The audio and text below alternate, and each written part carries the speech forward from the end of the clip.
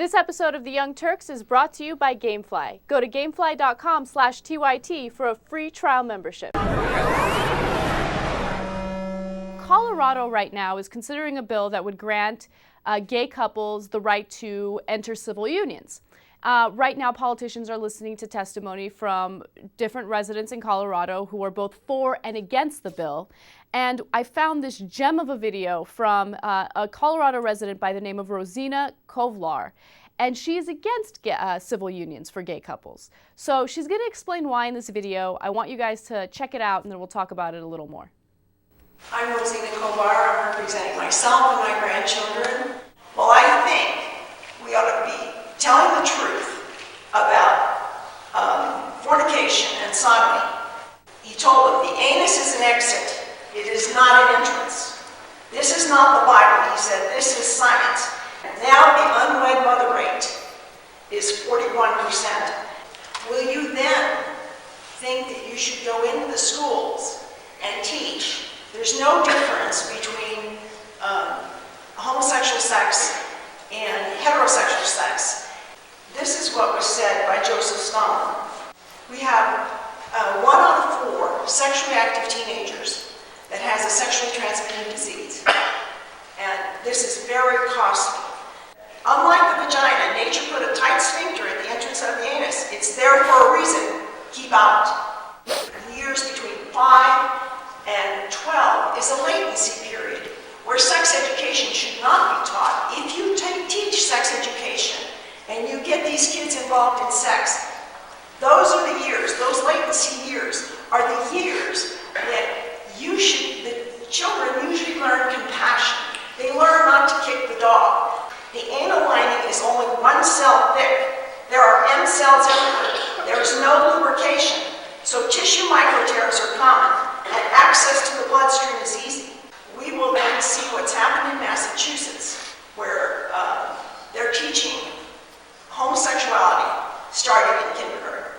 In 1960, we've been teaching fornication in the schools, and we've been teaching this.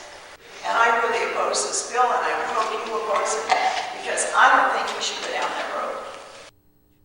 Okay, so this woman is wildly misinformed, okay? She thinks that there's schools right now that teach about homosexuality in preschool. That is not the case. I don't know where she came up with it. She's just trying to make an argument that makes sense, except she's using absolute lies. She's crazy. So, go ahead, Jake. Yeah, look, I don't know if you know this, Anna, but she's got science backing her up. No, I love that. I love that she said that she has scientific evidence, and then she just spoke nonsense throughout that entire clip. No. Her scientific evidence was that the anus is an exit and not an entrance. Everybody in science knows that. That's the first thing they teach you. Okay, first of all, science is about observing nature. And according to her, a lot of people are using it as an entrance. So science would teach you that it is both. Yeah. No. I love what she said there. God created a tight sphincter for a reason. Keep out. Oh, that was a great argument. I'm against gay sex. No, listen. I think she's missing the point of the tight sphincter. Like, there might be a reason why people are using it as an entrance. Think about it. Put 2 and 2 together and see what you come up with. You know, what the interesting thing is, like with people who are against, the gay community, or, they want to basically limit the rights of gays, like they always get so colorful and very specific about their sex lives. I've never in a million years thought about gay sex, and I've never thought about describing it to people. Like, I don't really get into the nitty-gritty of it because I don't really care. You know what I mean? Like, I love how she really got into it. She's like, the sphincter is tight, and it's only for, stuff to come out, not go in. Like, I get it. No, you know why? No, Anna, like, they're making it personal to the point where I begin to wonder, is it personal? Right. Like, I wonder if someone suggested it to her at some point, and she's like, no, the sphincter is very tight. That's a bad idea. Do you see what I'm saying? I don't know. Grandpa was into... I don't know what happened in the Kovlar house, but she's like, no, it is an exit, not an entrance. Yeah, they just they use too many descriptive words. I don't know. It makes me uncomfortable. Like you don't need to get so colorful in your explanation of what happens during gay sex. We all know, okay? And another thing that I love, she just randomly mentioned that 1 in 4 teens has an STD. That has absolutely nothing to do with gays. Like 1 in 4 teens has an STD because they have unprotected sex. That's not something that's caused solely by gay sex.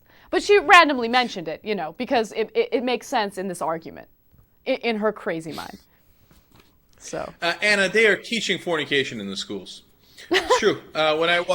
I remember when I was in elementary school, I walked in, first thing they taught me, fornication. In preschool. That was the first lesson we learned. We learned about the birds and the bees, and then we learned about gay sex. We learned about the sphincter and how it's tight. That's the first thing we learned. I think that her constantly talking about that might not be having the effect she thinks it's having.